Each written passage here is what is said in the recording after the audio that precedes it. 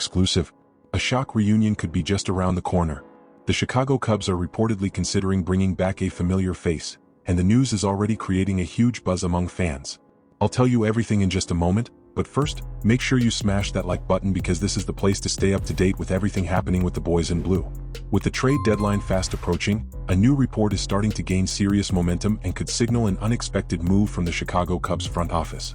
While most fans have been eagerly following the club's search for pitching help to strengthen the roster for the second half of the season, another name has quietly re-emerged behind the scenes at Wrigley Field, and it's a player who knows the organization extremely well. We're talking about Jorge Soler. That's right. The powerful slugger who helped the Cubs end their historic championship drought in 2016 could now be on the radar for a stunning return to Chicago.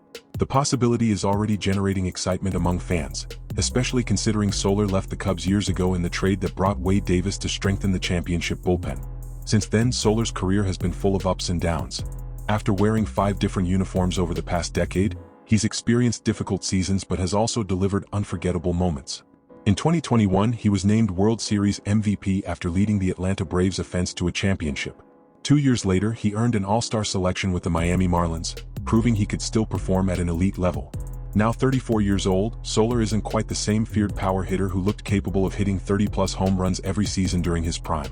In 2026, he's batting .216 with a .302 on-base percentage, a .394 slugging percentage and 11 home runs.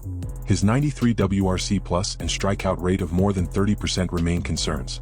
So the obvious question is, why would the Cubs consider bringing him back now? The answer lies in the details. Despite his current limitations, Soler remains one of baseball's most dangerous hitters against left-handed pitching. Throughout his career, he has posted an outstanding .846 OPS and a 126 WRC plus against lefties, proving that he can completely change a game with one swing of the bat. And there's another important strategic factor. The Cubs already own the best defensive production in Major League Baseball against left-handed pitching. However, adding another dangerous bat against southpaws could make an already elite lineup even more dangerous heading into October.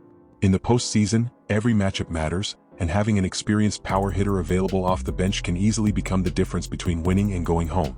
Soler would also fit naturally into a designated hitter rotation alongside Michael Conforto, allowing Carson Kelly to receive additional rest without weakening the offense. At the same time, Moises Ballesteros is still working through his development in Iowa, meaning the organization continues searching for a reliable option to fill that role on the Major League roster. There's another factor worth mentioning. Because Soler would likely be available as a rental player, there's a strong possibility that his current club would be willing to absorb part of his remaining salary to facilitate a trade. That would minimize the financial impact on Chicago while allowing Jed Hoyer to continue focusing on the club's biggest priorities, adding pitching to both the starting rotation and the bullpen. That's exactly why this idea is beginning to make sense. The Cubs don't need Jorge Soler to carry the offense. They simply need him to do what he's always done best: come through in big moments, punish left-handed pitching, and completely change the outcome of a game with one powerful swing. And there's another reason why this potential reunion feels so special. Chicago fans have never forgotten Jorge Soler.